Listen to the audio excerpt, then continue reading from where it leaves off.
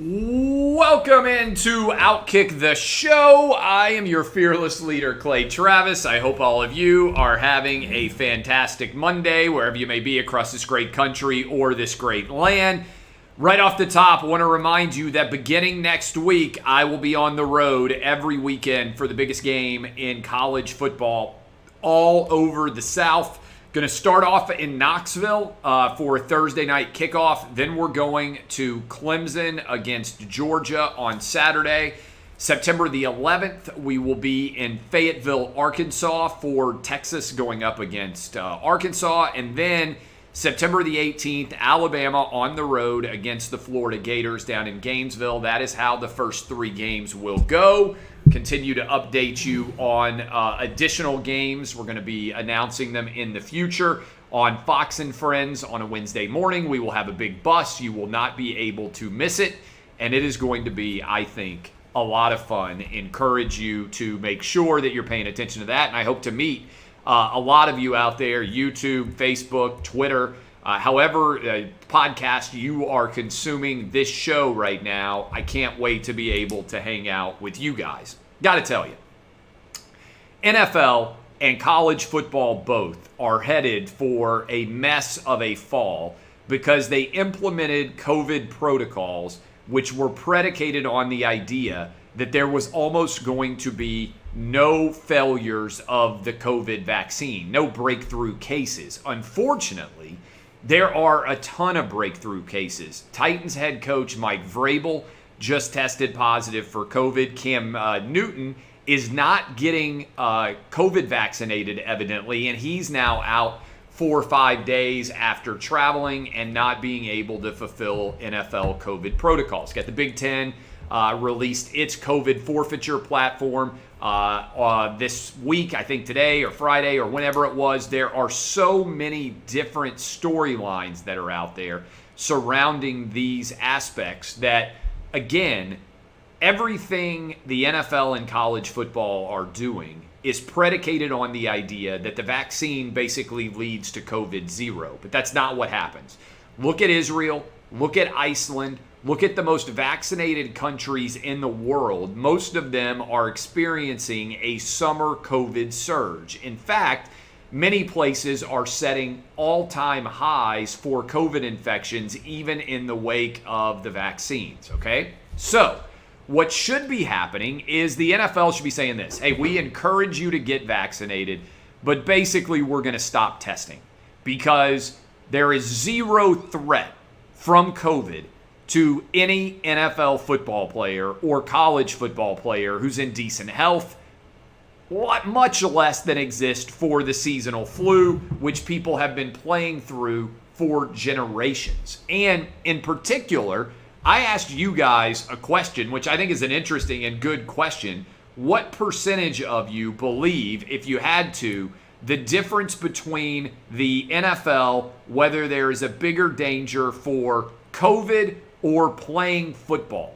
In other words, if you are a football player, are you under more danger there or are you under more danger from COVID?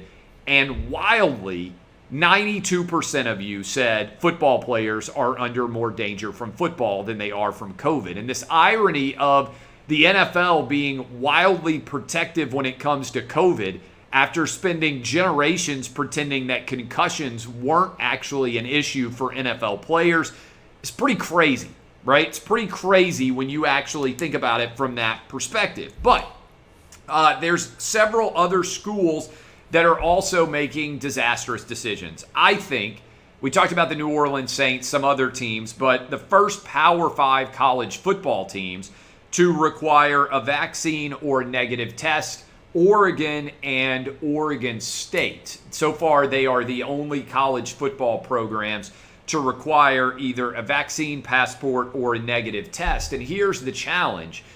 Any of you that have ever been in a line to get inside of a college football stadium, have you ever thought to yourself, you know who's really, really talented at their job? You know who is maybe the best out there, period, at their job? Ticket takers. You ever been to a sporting event and thought, you know, if that guy wasn't taking up tickets, he might be working as a neurosurgeon. You know, that guy who's taking up tickets, he was going to become an architect and build the stadium, but instead he decided, you know what, I'd rather take up tickets, all right? Not trying to pick on the ticket takers, just saying that they are being put in an untenable position because they are being asked to get everybody inside the stadium fast, but they are simultaneously now going to have to look at vaccine passports or COVID negative tests in order to see whether or not someone is eligible to enter the stadium and be able to use the ticket that they have. I'm sorry, this is going to be a disaster.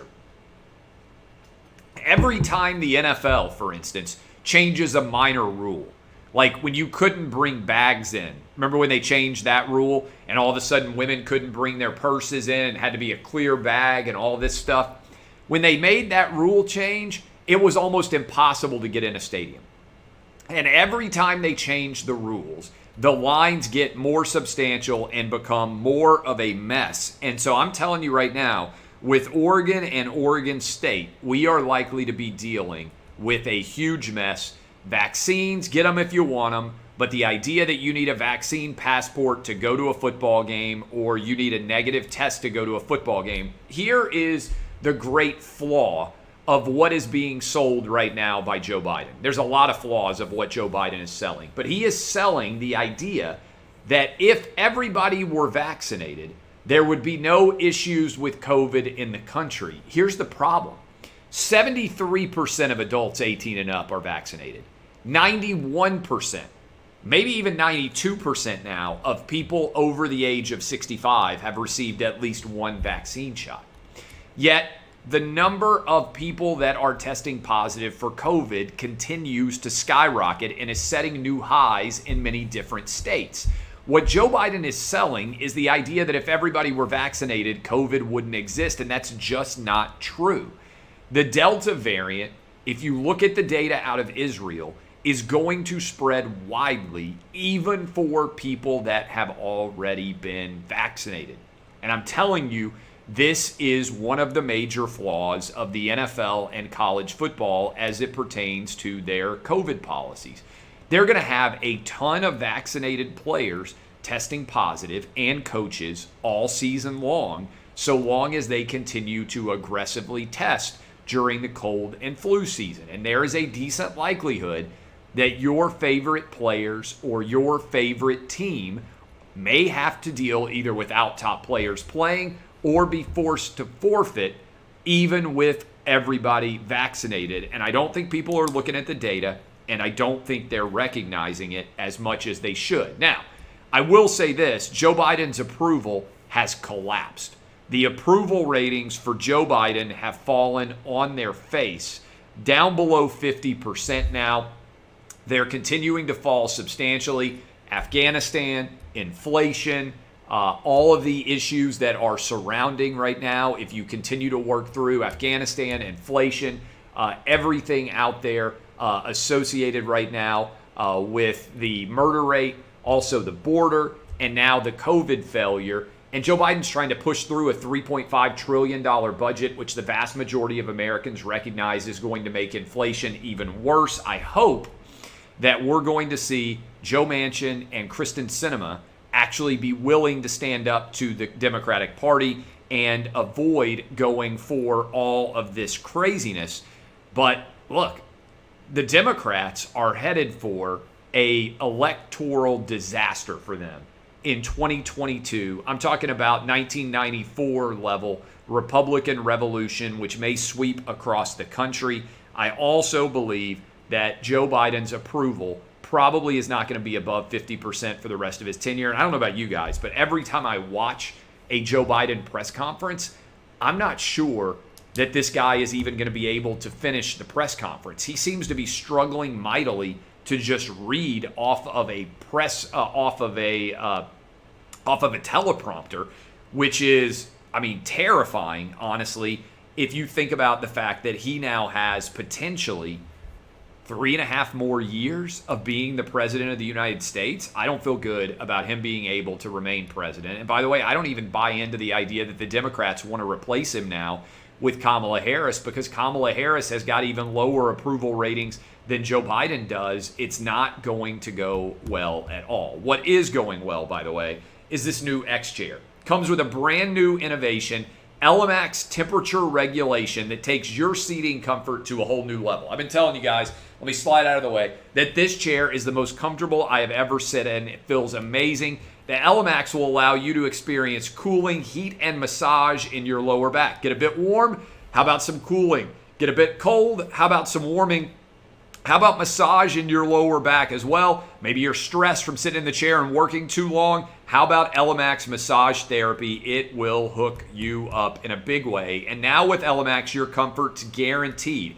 You won't believe the difference until you feel it yourself. Imagine being able to regulate your body temperature and massage therapy while you're working. You can get hooked up right now. $100 off. All you have to do is go to xchairclay.com. Xchair is on sale now, $100 off. xchairclay.com. That's the letter X, chair, clay, CLAY.com, or you can call 1-844-4XChair.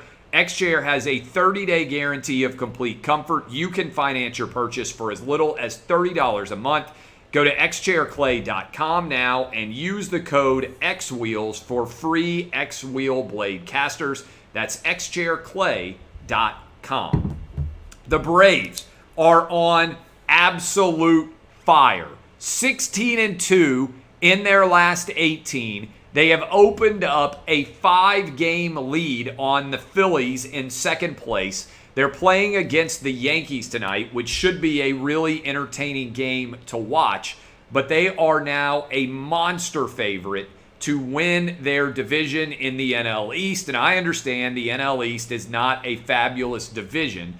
But right now the Braves are all the way out to minus 650 to win the NL East. One of the hottest streaks I have seen in forever. 9 wins in a row on the road. Chop on, baby. The Atlanta Braves on absolute fire. I hope you're a Braves fan and you've been able to enjoy it, because we know how October is going to go. Also, I was out in Las Vegas this weekend. I had an incredible time playing poker at my table.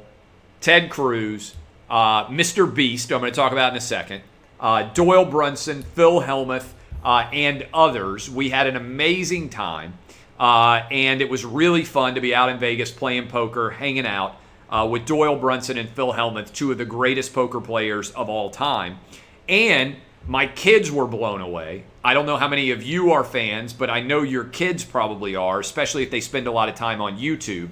My kids, first thing they do when they wake up is go grab their iPads, hop on YouTube to see what happened, sports highlights, whatever else. And one of their favorite YouTubers is this guy named Mr. Beast, has 67 million followers on YouTube.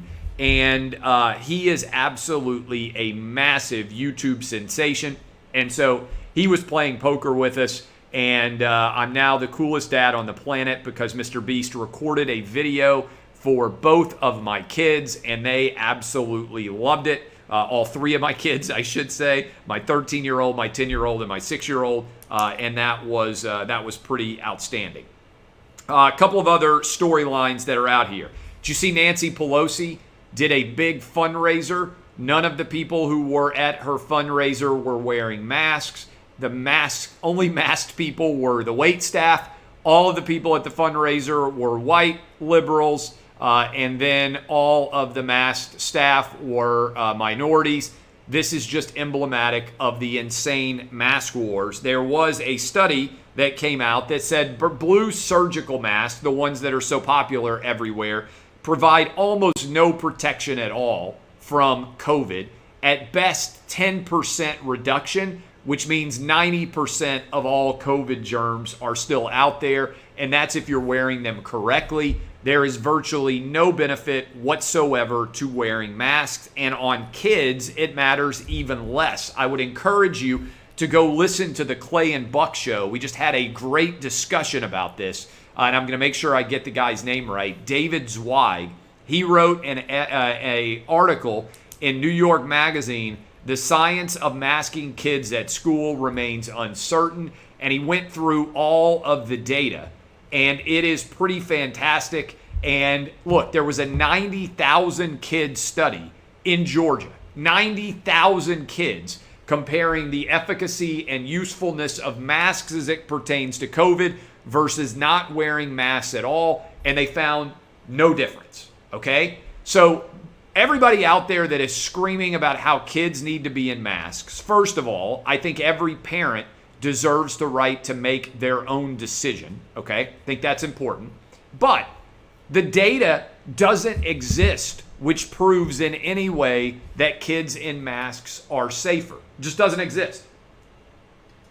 And what Zweig told us, the author of this article, is what he has found is the same thing as what I have found. So many doctors agree that it makes no sense whatsoever, but they are terrified of being targeted by others in their profession, so they don't want to speak out and acknowledge that the science to support kids wearing masks is simply not there, okay? It's a big deal, all right?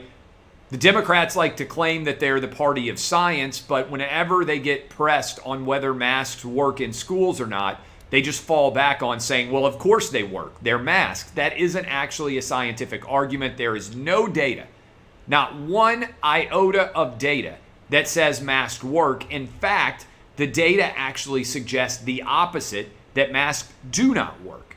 This, again, is massively significant, even though it is mostly being ignored and not receiving very much attention. It is absolutely ridiculous that any kids are having to wear masks this year.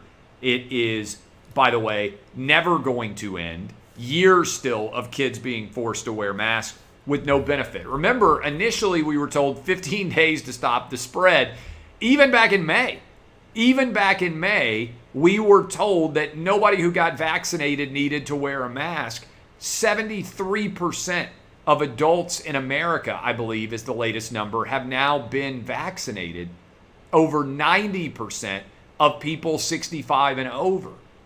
If all of that is true, why in the world are masks still being worn? They provide no help at all. The data is clear for kids and virtually no help at all for adults. Facts matter. Use them. The Taliban, in addition to being a terror group that is allowed to still post on Twitter, while former United States President Donald Trump is not, the Taliban mocked U.S. troops by reenacting the Iwo Jima photo while wearing U.S. gear and pretending to be U.S. troops. I shared that on Twitter. Encourage you to check that out. That is a disgrace. I would like to say, in the opposite of disgrace, I would like to thank Senator Jack Johnson for having me to speak. There are about 500 or 600 of you here in Williamson County, Tennessee, where I live, that came to that event. It was a lot of fun to be able to speak to all of you. I hope you enjoyed it. Be doing, like I said, events all fall, all over college campuses. I look forward to meeting a lot of you. Finally, former President Trump spoke down in Alabama, drew an absolutely massive crowd. Nobody can draw a crowd like Donald Trump 3 years from an election. I think that Trump is going to run again in 2024, and I think if he runs against Biden or he runs against Kamala, I think he'll win. I'm hoping if he decides to run that he picks somebody like Ron DeSantis as his running mate. But as you kind of work through this, Donald Trump summed up the woke universe that we currently live under and said, and I quote, and there's going to be a curse word here so you can bleep it out, everything woke turns to shit. Everything woke turns to shit. That is Donald Trump summing up, in essence, all of the absurd woke political era that we live in. I thought that was pretty phenomenally said. That is former President Donald Trump. All right. Thanks to all of you. I will be on Fox News tonight in the 7 p.m. hour. Encourage you to go subscribe to the Clay Travis and Buck Sexton Show. Thanks again to Senator Ted Cruz for having me for the poker tournament. He was on the radio show this morning, today, and I appreciate all of you who are listening in massive audiences. My name is Clay Travis. DBAP unless you need to SBAP. This has been OutKick the Show.